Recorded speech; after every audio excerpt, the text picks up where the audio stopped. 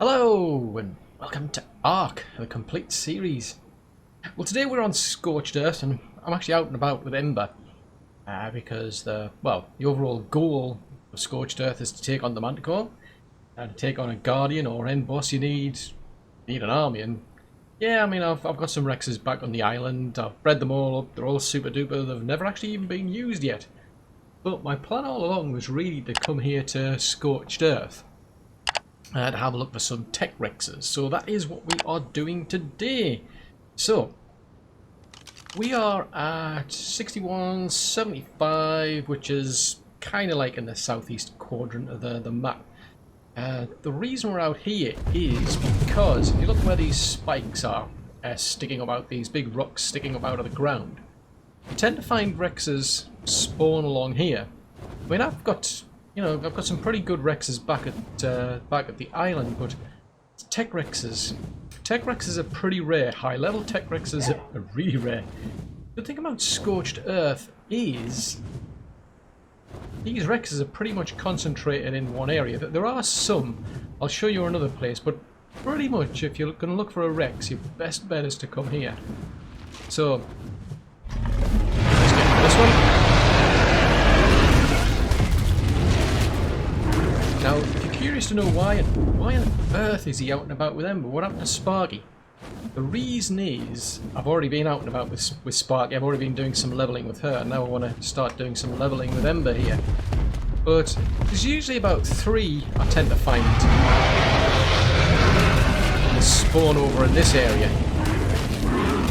You're level 25. And obviously we've got to go through the grind process here.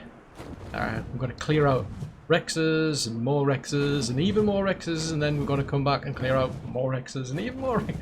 Just going round and round in circles. But this area is pretty good because if you go over to the island, Rexes are scattered all over the place. I mean, you'll usually find them over in the volcano, well, around the volcano, not in the volcano. Down the Black Sands and so on. But Rexes on Scorched Earth are pretty much focused around here, so it tends to be about 3 of them I usually find. They do spawn pretty quickly, they're not hiding in among the trees, they're not halfway up a mountain or anything like that. Well, most of the time they're not anyway, sometimes they are. Oh, there's one over there. So this area is a pretty good place. If you ever want Rexes, whatever the map is, to me it's here. It's Scorched Earth. So, pretty much what me and Ember just need to do. Wait for the server to catch up with it. They're pretty much around this area here. And sometimes, you might get one. Oh, you're out of Huff and Puff, are you? Alright, fair enough. So they sometimes wander around here. You can find 2 of them maybe in that desert area we were just near. One of them will tend to wander around here, sometimes down where that little rock area is in the water. But if you focus your time around here, they do spawn pretty quickly. And I think because we've taken those 3 down... Oh, no, what is it, Squeaky? I need to check the squeakometer. What is it, dude? What are our problems today? I've got a horrible feeling you're going to say it's a sandstorm, mate.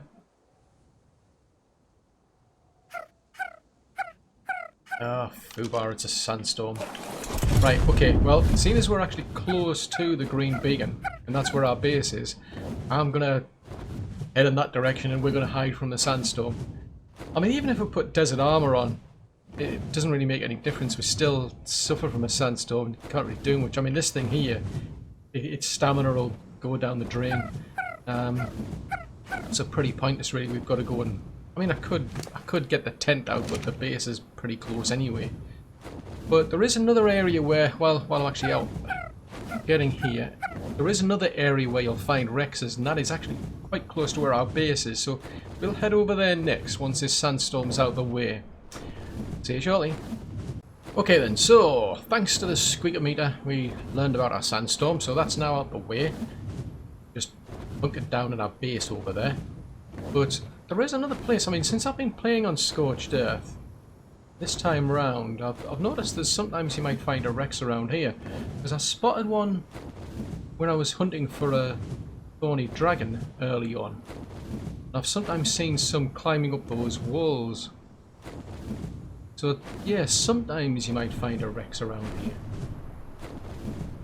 Not all the time, it's usually just like the one. I mean, I've taken down a Tek Rex around here at one point.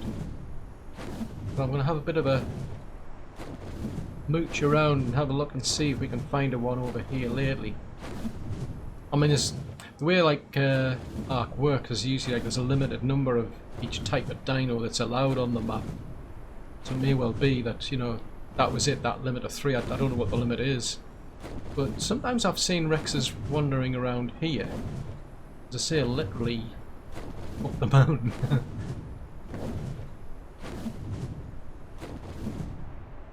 Oh. I thought I'd check because it's just one of those things I say. I mean, Tek Rexes are like a rare. And high level one's extremely rare. It's always worth checking.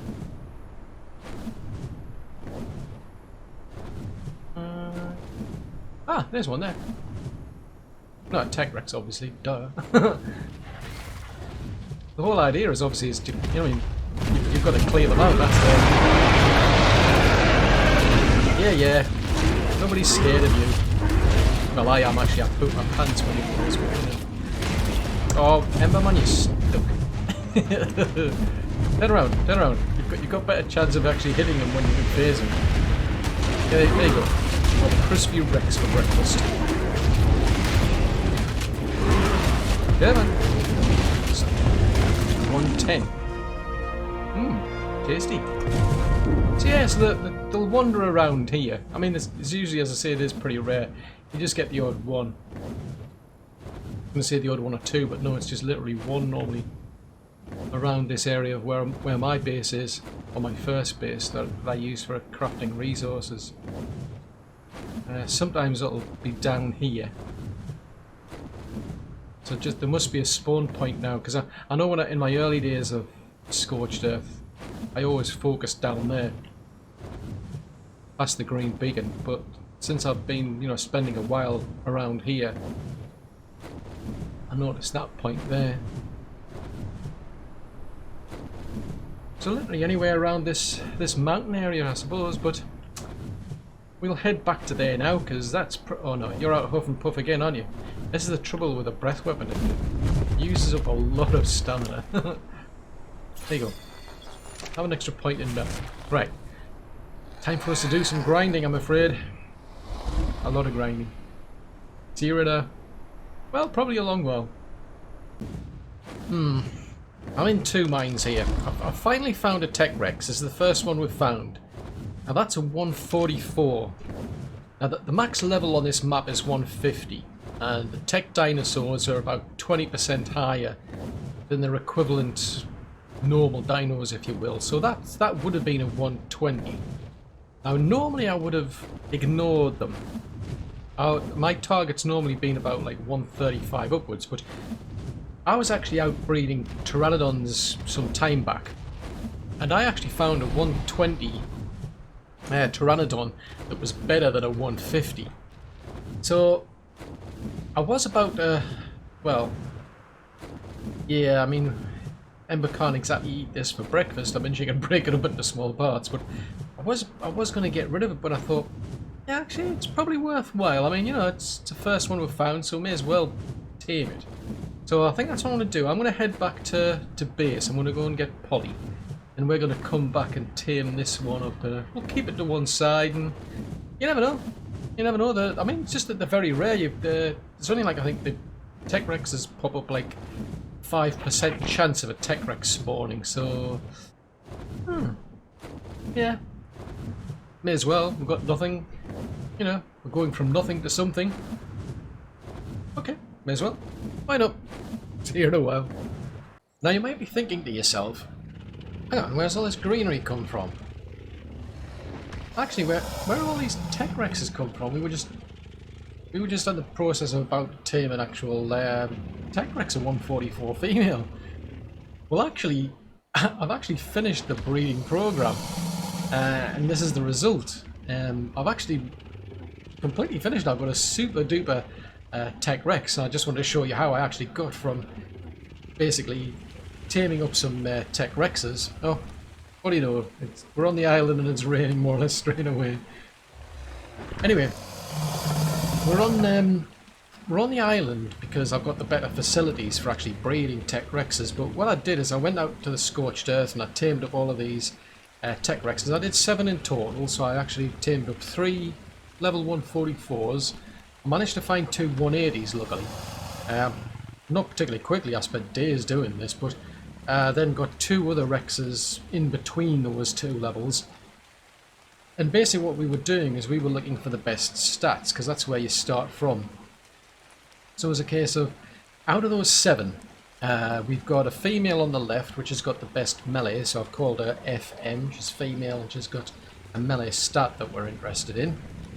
And then we've got a female on the right, who I've called FHS. She's a female with a good health stat that I'm interested in, as well as a stamina stat. Now, although we're breeding for the boss arenas, I still want that stamina stat, because I like to have a Rex on hand nowadays in a cryopod that's, you know, if I get into trouble or if there's any particular situation where I could do with some muscle, it's a case of I can just pop a Rex out. So I've kept a hold of stamina on her because stamina is something you need when you're doing, you know, when you're riding the Dino. You need a lot of stamina, especially if you're going to do some sprinting, otherwise, you know, the Dino runs out of stamina, you've got to stop and wait for the stamina to come back. So I may as well have some decent base level to start from. Otherwise, when it comes to the boss arenas, you just need, all you need is actually just the melee and the health. Stamina is irrelevant if you're not going to ride the Dino, so if that's all you're going to breed these Dinos for, just focus on melee and health. But in this case, I've got 3 stats and I need to get them off these 2 Dinos, so that's where we're basically picking up from.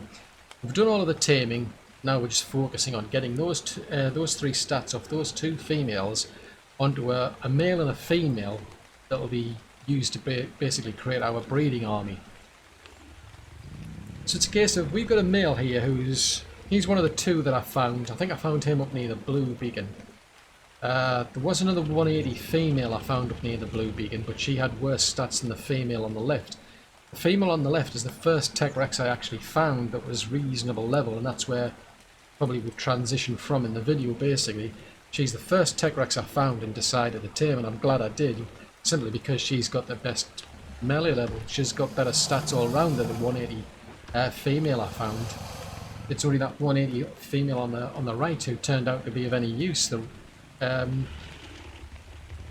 Odd, but it's just the way it is. I mean, there's no point chasing like a high level Dino and expecting to get decent stats out of them.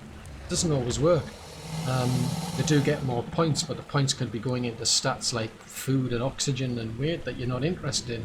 But it varies, you know, each stat varies depending on each Dino and what its purpose is. In our case, these are just going to be boss fighters, so we just want melee and health.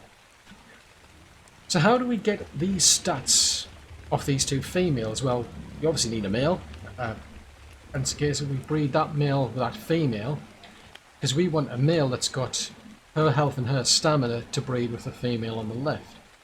So that's what I did. I bred those 2 together to get myself a male. I wasn't lucky enough to get one straight away that had both, so I just went with this intermediary one. He's got the health of the female, so I then bred him with her, and then that should have got me a male that's got the health and the stamina of the female. And then it's a case of we then bred him with the female on the left here, to start giving me Dinos that have got all 3 stats. So that's our target really. We're not bothered about the other stats, and to be honest, we actually want the other 3 stats to be pretty lousy, quite frankly. If I thought about that in hindsight, I should have done that. I should have actually got other Tek Rexes that had very low food, very low oxygen, very low weight, for instance. The weight might have gone against me. I don't know what the base weight is, but it might have been in my interest to actually look for the lowest level Tek Rex possible to breed into all this, because if you look at this, for instance, we've got a male on the right here, level 259. That's 10 levels lower than her, and the good thing about that is by having lower level Dinos we can breed more mutations, because there's actually a maximum level on this game. You can't go higher than 450, or at least not officially you can't. Now I'm running a private server, so that doesn't apply against me. I can have whatever level I like as far as I'm aware. We actually go over here. I have got, this is a 450 Rex that I've actually finished with. I've actually bred it out because I wanted to see what sort of dinos I'd end up with. But he's a 450. The one on the left's 451. The server's been rebooted a couple of times. It's had a patch. I've been out riding with that dino, and yet he's still standing. He's level 451, and yet he hasn't disappeared from the map. And it's a case of that only applies if you're on an official server, but, you know, I want to stay within the spirit of the game, as it were, so I'm not going to go beyond 450. At least I know as far as I can tell, if I want to go beyond 450 I can, but I'm not. That's my target, is a maximum level of 450. So it's a case of, it would be in my interest to try to get a breeding army actually as low a level as possible. But hindsight's a wonderful thing. But either way, it's a case of we take that male on the right, breed it with the female on the left, and just keep breeding them until we get a dino that's got all three stats. And then we keep our breeding program going a bit until we've got a male and a female going, who've got exactly the same stats, so that the same level, they've got matching, all 6 stats that they've got match up. They've got the health, they've got the stamina, and they've got the melee that match. The other 3, we don't care what they are as long as they match. So that's all now being done. I'll go over and I'll actually show you what those dinos look like. Well, after breeding those 2 dinos together, eventually we did get a dino that's got all 3 stats that we're interested in. So if you look at her ancestral line, you'll see that she's a product of female that was called FM, so that's the female that's got the melee stat. And her father was called MHS, so he's the male that's got the health and the stamina stat. So she's actually got the health, the stamina, and the melee that we were trying to breed out of those 2 females. So we're kind of like part way there. I mean, we're trying to get a male and a female breeding pair. So we've got, you know, part way there, we've got a female here who's got all 3 stats, but we need a male that's got all 6 stats that match hers, because we need those 6 stats to match. I mean, there are actually 7 stats, or at least when it comes to the land dinos. The movement speed is another one, but we can't really touch that anyway. Throughout our breeding process here, it's always going to stay at 100% no matter what we do. So we've got choices here. We could keep those 2 breeding together until either we get a male, which is exactly the same as her, or until we get another male and female whose stats match. It'll just be different level to her. What I did is I went down a different path. I actually took the male and I bred the male with this female here, because she's got the 3 stats we need, he's got 2 of the stats we need, so it's a case of, well, we've got a better chance of actually ending up with another dino that's got those 3 stats we need. But again, we still need a breeding pair, a male and a female that have got exactly the same stats. Now, as it turns out, we got this male here. He's level 248. He's a product of a dino called FHSM and a male called MHS. But his stats, they're all the same as that female's over there. And that's because she was originally called FHSM. I wasn't sure at the time what the outcome was going to be. You just don't. It's a game of chance, because you've got different stat levels on these 2 dinos we're breeding together. You don't know whose levels are going to match. You don't know ultimately get. Yeah, it's just basically a random chance game. Eventually we get 2 matching pairs, but as it turned out, that male matched up with her. So at that stage, I renamed her to F Breeder, because she's going to be my female breeder, and he got called M Breeder because he's going to be the male breeder. And that's it. That's basically our starting line. The only thing is, I mean, to be honest, it doesn't really matter. I mean, it's a case of, yeah, the name on that ancestral line doesn't actually match her name now, but it doesn't really matter. That's not what we're really tracking. It's just recording, you know, what the name was at the time the baby was born. But in any case, we've got to the point where we've got our breeding pair. They've got exactly the same stats. Now, the reason they need to be the same is we need to avoid confusion, not just in the short term, but even much longer term later down the line, because if the stats don't match, you get problems, and they're problems you really want to avoid. we want to keep this breeding program as simple as possible. So we've got this, all 6 stats on the male side, the female side are exactly the same. When we breed these two together, we're either going to get a level 248, which means, well, that's it. The baby's no use to us because we haven't improved anything. None of the stats have increased. If we get a baby that's got a higher level than the male, for instance, so something that's higher than 248, we know with absolute certainty that baby must have got a mutation, because that's how this breeding process works. You breed your dinos together. If there's a mutation, a stat gets increased. So it's a case of, I know with absolute certainty, by breeding these two together, if that baby's got a higher level than the male, it's got a mutation. I don't know what the mutation's in, I don't know what stat's been increased, but at least I know I can pick that one out of the crowd and have a look. Anything else we can just get rid of, basically. Now the problem is if that male has, say, a higher level in oxygen, and that female has a higher level in weight, the problem then is when I breed these two together, I could still end up with a level higher than the male with this next baby. Well, I don't know what caused it. I don't know whether the male and the female have provided that baby with, you know, the best oxygen and the best weight stat. I don't know whether the baby's just getting a new mutation. I literally don't know. That could be a waste of my time if it's just a stat, you know, inheritance outcome. So I want to avoid that confusion, because it'll get more and more complicated further down the line. So it's a case of, by keeping these exactly the same, I already know the outcome. All I need to focus on is, does that baby have a higher level than the male? If so, it's a mutation. So one thing to point out is that when we do get these mutations, the level of the dino does actually go up by 2. Not by 1, but by 2. And the reason for that is that you get 2 level increases for each mutation. You'll get an increase in level due to what's called a colour mutation, and another one due to what's called the stat mutation. So the colour mutation, you may not actually see a change in colour on the dino. The colours can change while you're breeding, but you don't necessarily, you know, get an actual change in colour, an actual visible change. It's just going to always get recorded as if there was one.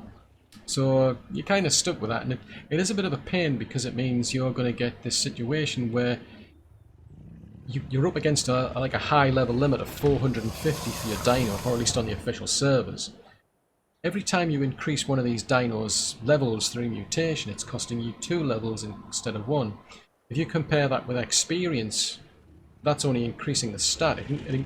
Each level increase it counts as 1 when it comes to experience levels, because you put that experience into one stat, the dino's level goes up by 1.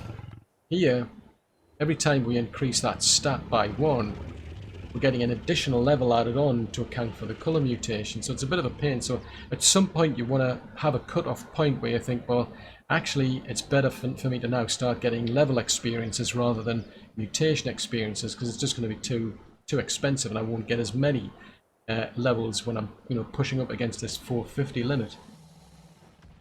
But you can also get a double mutation out of these. So you can get, if you get 1 mutation, the level in this case goes up from 248 to 250.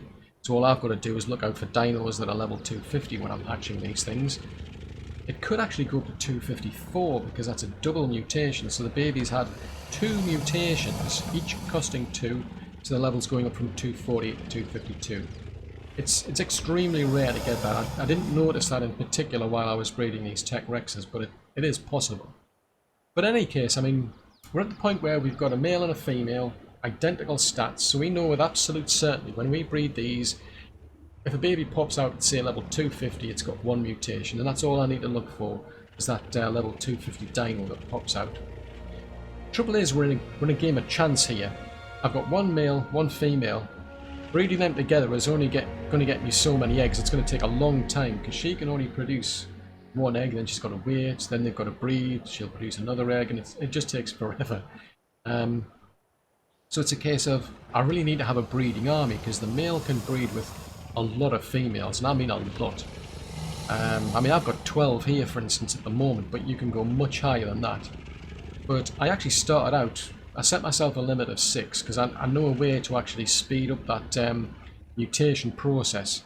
You can do it with S+, but yeah, if you're on an official server, you don't have that luxury. So you want a lot of females to be breeding the male against. But in any case, my target was to get 5 extra females, so I just kept breeding these two together. Every time I got a new female, I kept waited till she matured, then put her into the breeding program, so that started to speed the program up. But to be honest, it didn't take that many eggs to get like 5 females. I did get one mutation along the way. It was a stat mutation, so I wasn't really interested in it, so I didn't keep it. But once we've got these 6 females, in my case, that's these 6 on the right, who've all been called F breeder. My job now is to basically breed this male with all the 6 females and just keep breeding them, hatching out eggs until I get a mutation that I'm interested in. So it's either going to be health or melee. And then what we do is we then take the male out once that male baby, because we do want a male. We don't really want a female. We can get around it.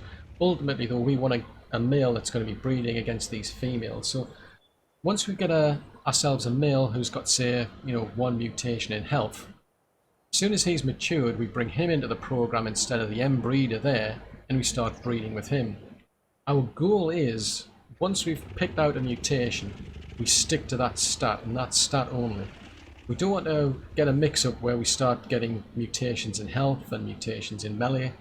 We don't want a breeding line that's mixed. It's either going to be purely a health line or purely a melee line. If you don't do that, you're going to hit limitations when it comes to the breeding program, and you won't be able to get like really super duper dinos. I mean, I'll explain those limitations in a while, but for now, the focus is we either want a male that's got 1 melee mutation or a male that's got 1 health mutation. Either or will do. If we get both, great. I mean, as it turned out, I did, but either way, we just want to get 1, and then we'll start our actual stat line, if you will. And we're just going to keep breeding better and better males that have got, that the health either gets higher and higher, or the melee gets higher and higher, whichever line we're chasing. Now, that does take a while, obviously. So the more females you've got, the quicker you'll speed it up, because it is just literally a game of chance. If you've got a lot of females, you're producing a lot of eggs. The more eggs you can hatch, the better your chance of actually getting a mutation in that bunch of eggs that you've hatched. And the more eggs you're producing, well, literally the quicker this is all going to go. So you don't even necessarily have to do what I've done, where I've just got one breeding program going on here. I mean, you can have a completely different one, beyond the wall. As long as you keep the two teams well separated, otherwise you'll get crossbreeding and it'll start causing problems. So in my case anyway, I was just starting with 6. So as an example, what I'll show you is what I was doing for the melee mutation line. So we got this dude here. I called him MM1 because he's a male and he's got 1 mutation in melee. He was level 250, so straight away he stands out from the crowd. I mean, a lot of them will be level 248s, for instance. He's level 250, so he's very easy to spot. I know straight away he's got a mutation in something. So, well, I'll go and claim him. I'll have a look at his stats, and sure enough, his melee has actually gone up by about 12. It's gone up from 366 to about 378. If we look at his ancestral log, yeah, he's a product of the M breeder and one of those F breeders. As far as his ancestral lineage goes, there was a mutation on the mother's side. I'm not really fussed what side it's on. To be honest, it doesn't make any difference, at least not at this stage. The key thing is, his stat has increased in melee. So straight away that says, right, I now need to focus on melee and melee alone. If I get any mutations in health, not interested. I don't want a dino in the next gen who's got 1 melee mutation and 1 health. It won't work. I need the next one has to be M2. So what we do is we wait for him to mature. Once he has, we take our M breeder out of the program, put the M1 into the program, breed with him, and we just keep repeating the process until we get an M2 dino. Now in my case, I actually got a female M2. So this is a female who has 2 mutations in melee. Now it's not a showstopper, it's just an inconvenience because it's slowing us down. All I can do is breed her with that 1 male, and it's going to take longer and longer for me to get an M3. So what I've got to do is I've got to get a male M2 out of her. It's possible to get a male M3, but it's pretty slim. So what I do is basically I take the M breeder and breed him with her. The idea is to just basically end up with a male that's got 2 mutations or 2 increases in the melee line.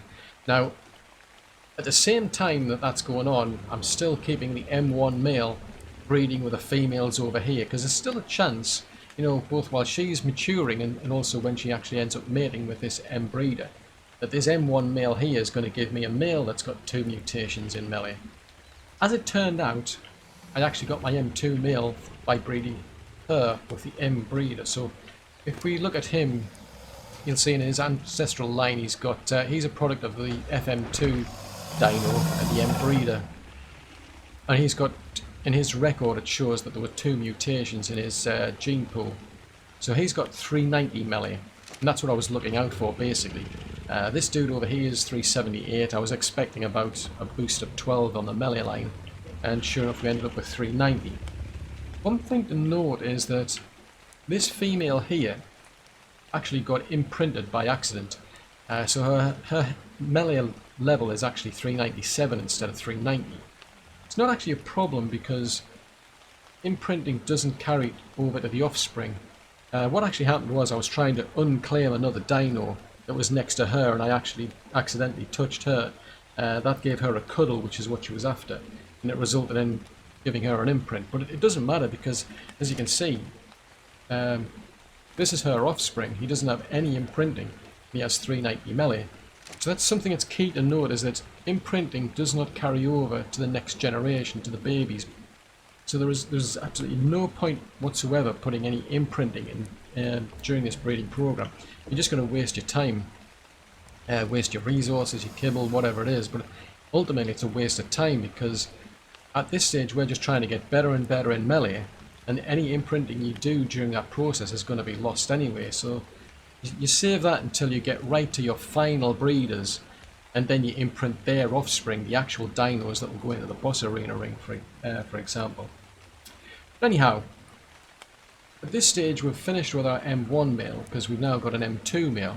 So what we do is we then take our M1 male out of the program and put our M2 male in to breed with our females. And we just keep repeating that process until we get an M3, then an M4, then an M5. Yeah, if we get a female, we'll work around that, because things are going to go a lot quicker when we're breeding a male with a lot of females. But anyway, I've actually finished this process now, where I've got a health line and I've got a melee line, which I'll show you in a while. But just to understand why we've got these limitations and ultimately how you get around them, I'm going to explain how this breeding process is working, because it helps to understand that, to know how to deal with these problems that the game's got. They're not problems as such, they're, I suppose, like hurdles it likes to put in your way.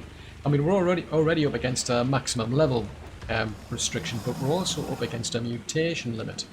If we look at this dino here, for instance, look at its ancestry, you notice it's saying 0 of 20 on both sides. Now at this stage it could be a bit confusing to understand what it means, so that's why I think it helps to explain how the process of breeding is actually working. So we're starting from scratch here, where we've got a male and some females. None of them have got any mutations at all. What the game does is, when you hatch that baby out, it's going to inherit stats from either the mother or the father. So the game goes through what I would call stage 1, where it's comparing the stats of the mother and the father, and it's deciding, does the baby get like the mother's health or the father's health? Does it get the mother's stamina or the father's stamina? And it's doing that for all of the stats. And then once it's done, that's it, we're finished with stage 1. We then come over to stage 2, which is where we're deciding mutations. So initially we've got no mutations here, so what we're talking about are new mutations being created. When the baby's born, there is a chance that that baby's going to get a new mutation. As the stats have already been decided, the game's now deciding, should we actually increase one of those stats through mutation. So what the game does, it's having a think about, well, does does the baby get a mutation on the mother's side? If so, which stat do we increase? Does the baby get a mutation on the father's side? If so, which stat do we increase? And that's how you can actually have double mutations. You can either, you can actually have a mutation on the mother's side or the father's side, or you can have a mutation on both sides at the same time. And it's all just chance basically. And that's why we want all of these, tons and tons of eggs getting produced to turn it basically into a numbers game. It's inevitable you will get a mutation, and you'll get there quicker the more eggs you're producing. But in any case, we've got these two stages. So we now go back to our M1 male. We'll have a look at his stats, for example. Now, when he was born, he inherited these 6 stats of either the mother or the father. We don't know, which it was. To be honest, it doesn't care. We don't care because the outcome's always going to be the same because their stats are exactly the same. So even the melee level was actually 366 when he was born. When we were going through like stage 1, he inherited either the mother's 366 or the father's 366. It doesn't matter. His melee at that time was 366. We then get to stage 2 where we're going through this mutation decision. And what the game decided was this baby is going to get a mutation on the mother's side. He's not going to get one on the father's side, as you can see, but he did get one on the mother's side. That's what the decision was. You're going to get a mutation, and it's going to be on the mother's side. And in this case, your melee damage is going to get increased. So that's why his melee damage is 378 instead of 366. Now, this is a limit. It's 20. It's saying we've got 1 of 20. When we bump up against that 20 limit, that's it. That's the end of the road as when it comes to mutations, but only to a certain extent. It gets confusing, the fact that we've got 2 lines as well, I must admit, but it's just something we have to bear in mind. We've got this limit of 20.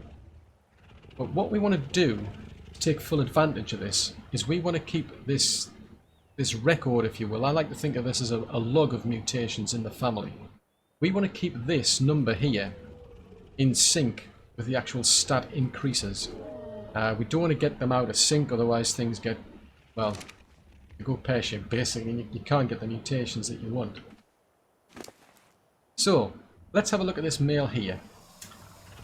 We look at his stats, and he's got 366 melee. When you look at his ancestral line, he's a product of the F breeder, or at least one of those female breeders, and our M1 male over there. So even though he's actually got 366 melee damage, he's got one mutation marked against his record.